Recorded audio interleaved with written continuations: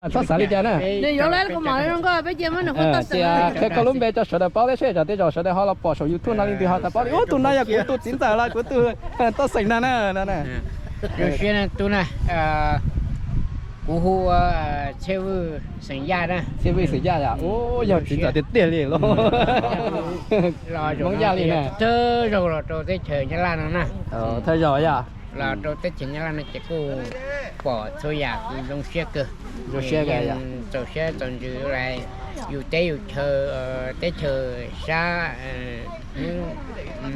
không nó chỉ dừng ô tô dù ít trên thành xa ô tô dù cả xe nè Cả xe. chỉ lúc sợ nó chỉ nhớ đồ chỉ bé chỉ ta chọn nó xa nó theo đó chỉ mà chỉ tao là đâu hả thì này lúc cha nó chỉ như là số nó tới xe thế. Dạ lúc cha cái lo chắc mà lúc thì nó lúc cổ thì nó đó đó chỉ mà cái lỡ chừng chỉ tao là xe thế.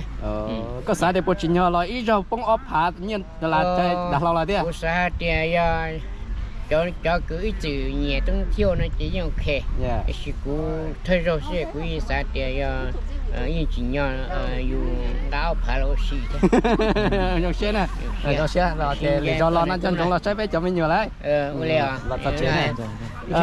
Chỉ bố chờ là sẽ bố chỉ nông này ổn định rồi là mà cái chủ bản này ba thế này. Lên đầu xe là ok. Bây giờ số tôi chính giờ nó yêu tôi nó tôi nói tôi hay nữa đó. Bao. Bao là tao nó. Bao tao nó. Nhớ, này cool tao này cool đấy. Trời cool. Tôi nói tôi hay là phản đối trong ra đấy. Ô xe vậy rồi. Cái câu lúc bây giờ sợ đời đấy. Bây giờ nó vàng á. Nó vàng đó bây giờ. Ôi. Tụi nó thì muốn ra đây bây giờ. Cho xe. Sao tiền cho xe chứ chỉ mua sao tiền rồi chứ. Cho xe tôi chỉ bao nè. Thì phong em về trả. cũng bên không có hùa chia ra này à. Cho xe tập bao về cho phong thì lúc đó. Thì phải kỹ với tôi cho nó cơ lại chứ. Nếu sợ thì cho sự lấy cho nhá là của mua giả tiêu cho nên nhẹ thế của chính nhà lấy cho. dùng có cứ đi Dùng có cơ dạ. Bởi cho dâm môn hay dù cho lụt chứ. Bữa nay nhầm món giờ tận nhất là họ tiêu là những hai lụt. Mua té khó thì tới rồi giờ ship ra mình ship tới mà ở trong mua nông thì tới rồi giờ báo lại thế. Đây mong một chắc anh còn khổ này trên chắc anh nhẫn giang. Bây giờ lên nào. Bên trong mà khổ đi đó. Ở đây trong mà nhẫn giang nó sơ là cho khó bé chán lún này chán đến thế này.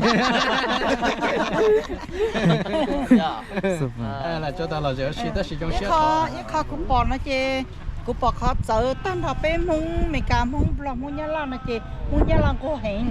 Bây giờ lên đó. Mông nhá lan cô hẹn.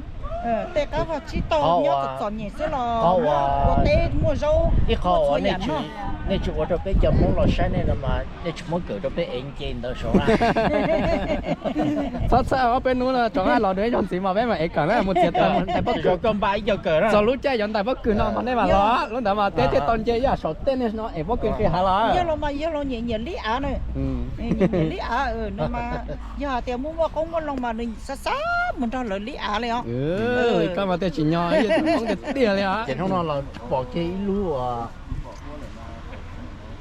trong nhiều củ rồi trong nhiều củ sẵn bây giờ đúng cơ có là sao chỉ tao lúc bây giờ nó mà lấy còn dân trong là từ bây giờ cho nó chứ lúc giờ này trong nhiều củ nữa giờ là nhiều củ lấy cắt tiếng còn hay nó bên đó chỉ trong xe này đi chăn nó là trong xe là bỏ bên trong xe ăn xong rồi tiếng nhiều củ thì lúc nào mà rồi tiếng nhiều củ mong chỉ muốn nhặt trầu bây cái lon này giờ chỉ nhặt làm mới dội gì nhặt làm trầu chạy mong tụt bộ tô hơn trâu mong giờ cơ thôi tụi mong tôi họ nói gì họ lười gì giờ nhặt là lần tiền tụ à con này cái chúng muốn đi chỉ là là trâu lại nha chỉ bao để tao nó cho lấy bộ cho lấy cho tao cũng chỉ tao nuôi đây thế này giờ họ mua để xí nhá đâu từ luôn đó xí mà rồi đi tới rồi chỉ cho cả rồi đi cũng bỏ lại tới sau chân tới nhớ cho hậu lũ chế đã tới thì nó để chờ sẽ được xí đây mà ở trong đây thế này này giờ làm cùng con nào tôi đây nó đã là bao chỉ bao đi thế cho họ cũng chỉ tao nuôi là thế nào giờ thì chiang cũng đã là những nhà cho sao tên là cho xí lấy cái cho lấy nó sao đến cho chỉ lấy được